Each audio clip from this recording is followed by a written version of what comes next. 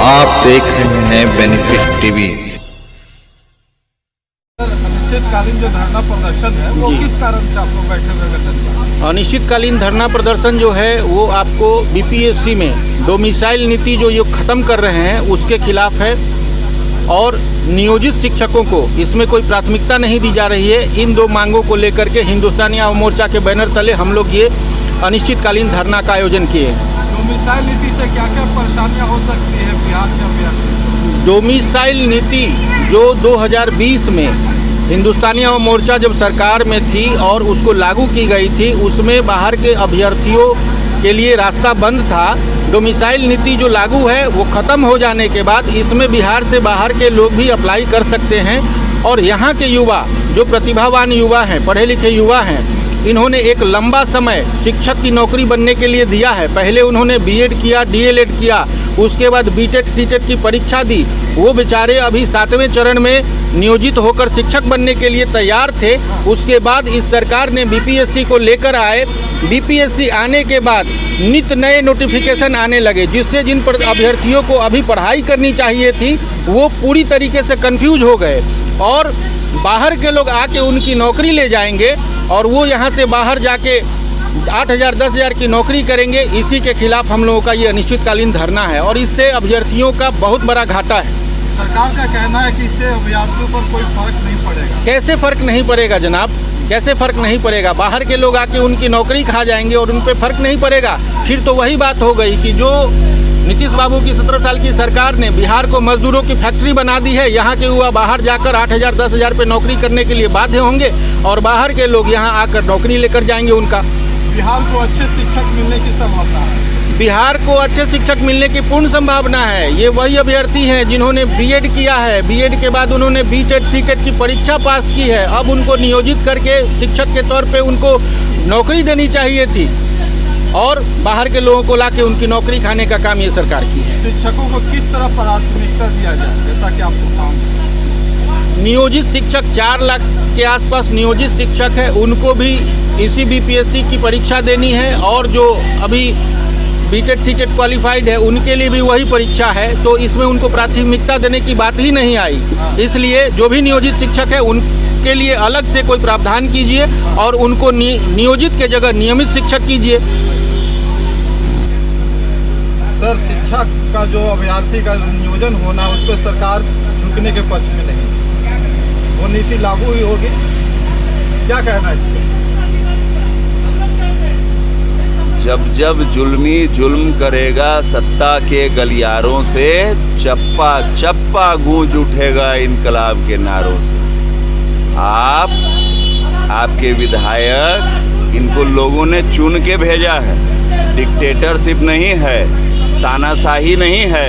अगर तानाशाह होना चाहते हैं और चाहते हैं कि हम जो चाहें वही हो, तो ऐसा नहीं होगा। भारत के संविधान में हर विधानसभा को और हर लोकसभा को भरने के लिए चुनाव की प्रक्रिया है। विधायक चुने जाते हैं, वोट से चुने जाते हैं। एक बार चुने भी जा सकते हैं, मंत्री भी बन सकते हैं और अगली बार इसी गर्दनी बाग में खाली पैर चप्पल छोड़ के दौड़ाए भी जा सकते हैं। जी, तो क्या सरकार अगर नहीं झुकेगी तो आगे का रणनीति आपका क्या होगा? अरे 2020 में डोमिसाइल नीति लाई गई, सरकार में हम लोग भी थे, आज से 10 दिन पहले तक थे और लगातार आवाज़ उठाते रहे। सरकार में रह के आवाज़ उठाए। एस्टीमेट घोटाला हो रहा है, आज पुल गिरने लगा ना। 1 करोड़ का टेंडर 2 करोड़ में हो रहा है, 100 करोड़ का टेंडर 200 करोड़ में हो रहा है। भ्रष्टाचार में चरम पर हैं। जिस लालू से डरा रहे थे, बोलते थे कि हमको वोट दीजिए नहीं तो लालू आ जाएगा, आज उस लालू का चरण लेकर के रखे हुए हैं अंदर। अब बोलते हैं कि इन्हीं के नाम पर हमारी सरकार चल रही है। ये बड़े भाई छोटे भाई 15 साल से सरकार में हैं। 9 से 10 महीने की सरकार रही सीधी हमारे संरक्षक भूतपूर्व मुख्यमंत्री जीतन राम मांझी जी, जो 34 निर्णय उन्होंने लिए। आज शिक्षक सड़क पर क्यों हैं? उनके मुख्यमंत्रित्व काल में सीधा निर्णय था कि बिहार में कोई भी नियोजित कर्मी नहीं होगा, सभी नियमित होंगे, सभी को राज्य कर्मी का दर्जा मिलेगा। सर, आज नियोजित शिक्षकों लाठीचार्ज हुई, इसके ऊपर आप क्या कहना चाहते हैं? बहुत भर्त्सना करते हैं इस बात की, बहुत निंदनीय है। ये अत्याचार की भी पराकाष्ठा है और इन्होंने अपने क्षमता का दुरुपयोग किया है और इसमें पुलिस की कोई गलती नहीं है। वो कर्मी, पुलिस वाले भी जो हैं वो बिहार सरकार के कर्मी हैं। वो हैं जिनके लिए हम लोगों ने कहा था ये ईद की ड्यूटी करते हैं, ये बकरीद की ड्यूटी करते हैं, ये दीपावली की ड्यूटी करते हैं, इसलिए इनको 12 महीने के बदले 13 महीने का दरमाहा मिलना चाहिए। ये जीतन राम मांझी की सरकार ने कहा था। हम लोग जीतन राम मांझी के सिपाही हैं। हमारे आह्वान पर आज अगर पूरे बिहार से लोग जुटे हैं और गर्दनी बाग पहुंचने के बीच में डाक बंगला चौराहे पर घेर करके निहत्थे युवक युवतियों को, जो लोग ये बताने आ रहे थे कि हम शिक्षित हैं और आप जैसे आपको हमारे डिग्री की जांच करनी है कर लीजिए, हम बिहार से पढ़े लिखे हैं, क्या बिहार से पढ़े लिखे एमएससी के डिग्री का कोई वैल्यू नहीं?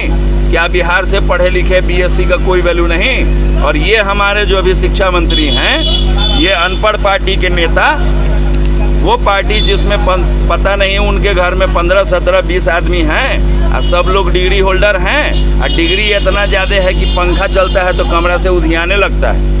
कोई पीएचडी से कम नहीं है। वो लोग क्या समझेंगे डिग्री का वैल्यू? उनमें से कौन कितना पढ़ा लिखा है जो समझ जाएगा कि पढ़ने से क्या हो?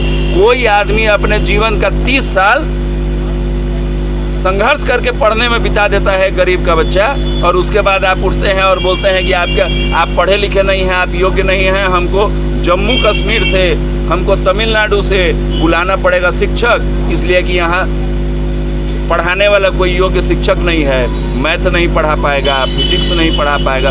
अरे बिहार तक कलेक्टर देता है तमिलनाडु को, बिहार तो कमिश्नर देता है जम्मू को, और आप कह रहे हैं कि हमारे यहाँ योग्य शिक्षक नहीं है। ये निर्णय कहीं ना कहीं राजनीति से प्रेरित क्या लगता है आपको? अरे इनको प्रधानमंत्री बनने का मन है, ये सपना देखे थे रात में, इनका उसके बाद से दिमाग अलबला गया। अब इनके समझ से सब कुछ बाहर है। अब इनको लगता है कि हम कल प्रधानमंत्री बन रहे हैं। अब बनाने वाला कौन है? एक बगल में फोटो खिंचाए हेमंत सोरेन के साथ। झारखंड कल तक हमारा छोटा भाई था, आज बंटवारा कर लिया वर्ष 2000 में, तो आज झारखंड राज्य हो गया। अब बोलता है 2000 के बाद वाले झारखंड वाले नहीं हैं, 1900 कितना 2 ईस्वी से पहले जो झारखंड में थे वही झारखंड के हैं। ये बोलते हैं कि बिहार में मास्टर आएगा जम्मू कश्मीर से, बिहार में मास्टर आएगा वहाँ से, महाराष्ट्र से। अब वो महाराष्ट्र वाला जो है ठाकरे, जो वहाँ पर दौड़ा दौड़ा के मारता है बिहारी सबको। एक बार आप चले जाइए, आप पत्रकार हैं ना, पढ़े लिखे हैं, आप जाइए वहाँ पर जाकर के बोलिए कि हमको मास्टर का नौकरी करना है, हम बिहार से आए हैं, दौड़ा के मारेगा भाई जी। और वैसा ठाकरे को बगल में बैठा करके ये घोषणा करवाते हैं कि हम बनेंगे प्रधानमंत्री, आप बिहार में बाहर के लोगों को ला के रोजगार देंगे। रे अपन भी आवेल जय कमला। यहाँ पर तो ये स्थिति है कि बिहार का बेरोजगार जो है, आप एगो ट्रेन दे दीजिए यहाँ से दिल्ली के लिए, जान देने को तैयार रहेगा। काहे? मजदूर का फैक्ट्री बना दिए। बोलते हैं सहरसा से ट्रेन चल जाएगा दिल्ली, तो सहरसा से मजदूर जाएगा दिल्ली।